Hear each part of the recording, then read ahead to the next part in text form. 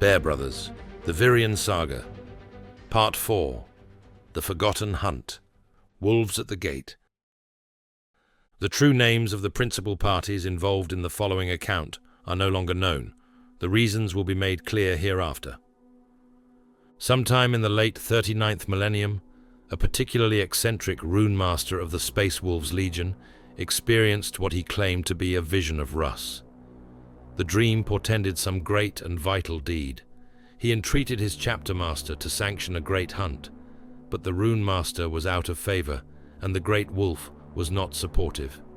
Claiming the companies were needed elsewhere, he sent the rune master away unsatisfied. Feeling compelled by the ghost of his primarch to proceed even without the great wolf's blessing, he approached a certain wolf lord in secret. This wolf lord was known for his stormy disposition, being considered hot-headed and impulsive even by Fenrisian standards.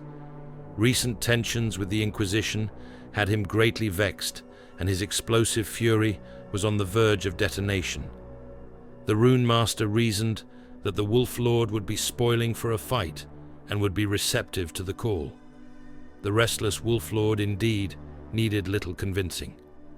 His great company was marshaled and preparations began.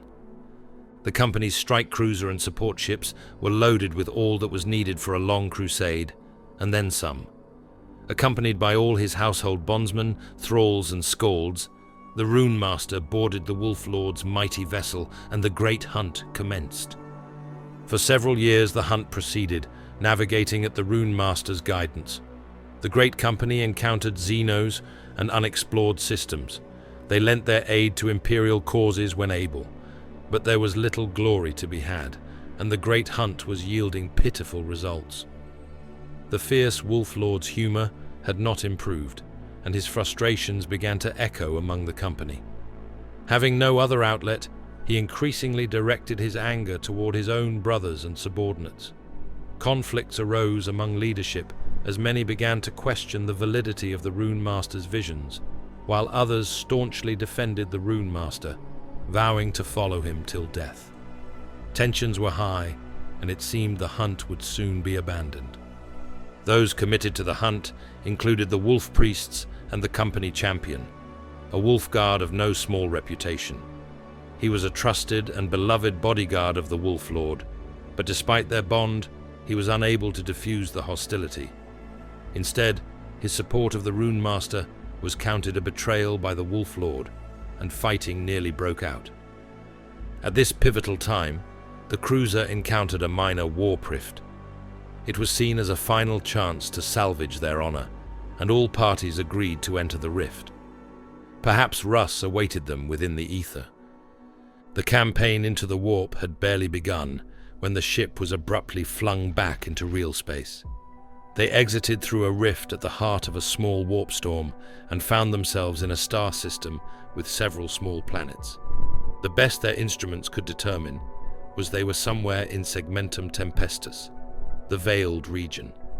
What they did not know was that their brief foray into warp space had lasted nearly 1,000 Terran years.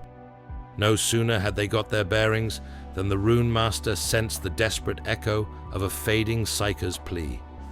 Vireo's last cry had reached Imperial ears. The source was drifting toward the cruiser from one of the interior planets. It was a small and heavily modified cargo transport that looked as though it had seen the wrong end of a macro cannon. A Thunderhawk was dispatched to intercept the vessel.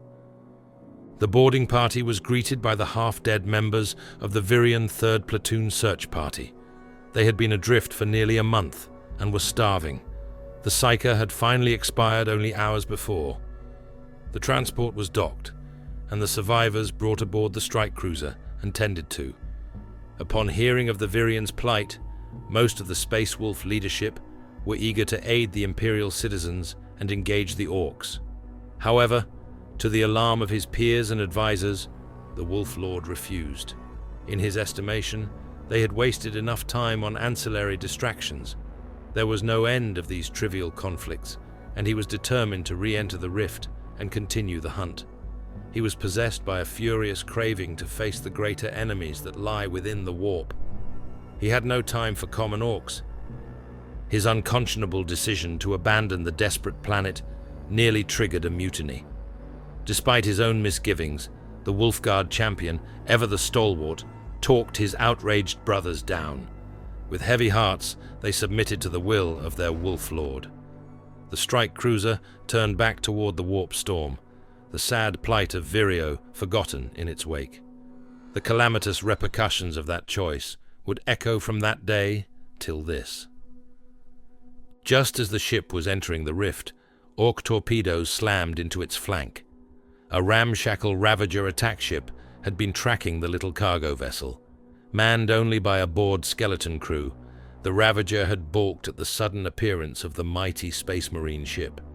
Cowed but curious, they kept their distance, but when the crew saw that the great ship was about to enter the rift, they seized the opportunity to gleefully strike at its departing backside.